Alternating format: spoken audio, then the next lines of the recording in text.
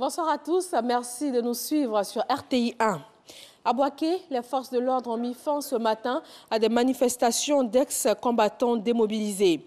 Ces derniers occupaient depuis hier le corridor à l'entrée principale de la ville, empêchant la circulation des personnes et des véhicules. Des sources médicales et sécuritaires font un bilan provisoire de l'opération menée par les forces de l'ordre, 3 morts et des blessés. Journée internationale de la lutte contre les fistules obstétricales, une maladie invalidante qui se manifeste par des fuites incontrôlées des selles et de l'urine après un accouchement qui s'est mal déroulé. Au moins 2 millions de femmes en souffrent en Afrique subsaharienne.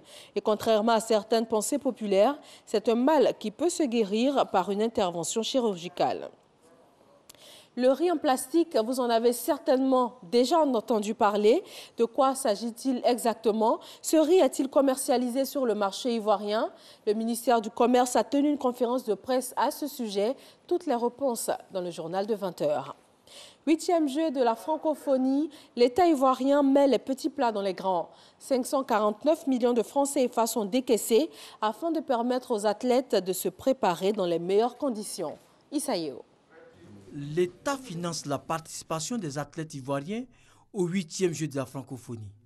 Une enveloppe de 549 millions de francs CFA a été dégagée. 8 fédérations sportives engagées à ces jeux ont reçu les premiers chèques des mains du ministre des Sports et Loisirs. Cette enveloppe servira à la préparation et à la participation des athlètes ivoiriens à ce rendez-vous culturel et sportif du monde francophone. On va à ces jeux, en tout cas pour ce qui nous concerne, pour compétir, glaner des médailles et avoir des lauriers. Et je reste convaincu que c'est sur les résultats sportifs que les Ivoiriens jugeront la réussite de ces jeux. Les bénéficiaires, par la voix de leur porte-parole, Ango Isaac, président de la Fédération ivoirienne de judo, saluent le geste du gouvernement. Nous venons de recevoir les sommes importantes pour préparer ces jeux-là. Je voudrais prendre l'engagement au nom de toutes les fédérations, les 8 fédérations sportives qui vont participer à ces jeux-là, l'engagement de faire en sorte que la Côte d'Ivoire, au sortir de ces jeux de la francophonie, puisse avoir la tête haute, être des dignes représentants de l'État de Côte d'Ivoire pour que le peuple ivoirien ne dise pas qu'on a encore jeté de l'argent par la fenêtre. La délégation ivoirienne, composée de 240 personnes, compte 137 athlètes et une quarantaine d'encadreurs.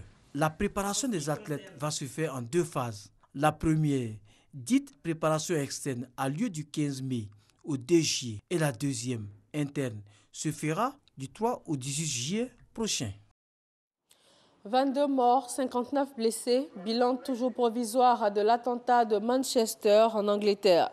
La police a identifié l'auteur comme un jeune homme de 22 ans, un kamikaze qui s'est fait exploser lors du concert de la chanteuse américaine Ariana Grande. Beaucoup d'enfants et d'adolescentes étaient sur place. Une des victimes était âgée de seulement 8 ans. Le président américain Donald Trump a effectué un court déplacement de Jérusalem à Bethléem pour rencontrer le président palestinien Mahmoud Abbas lors d'une visite éclair en Cisjordanie. Donald Trump a été reçu au palais présidentiel par Mahmoud Abbas qui lui a exposé de vive voix le rêve palestinien d'un État indépendant dans la sécurité et dans la paix. Le président américain a également été accueilli par des dizaines de Palestiniens manifestant pour soutenir les prisonniers détenus en Israël. Merci de votre attention. Je vous retrouve dans un peu moins de 2 heures pour le journal sur RTI 1.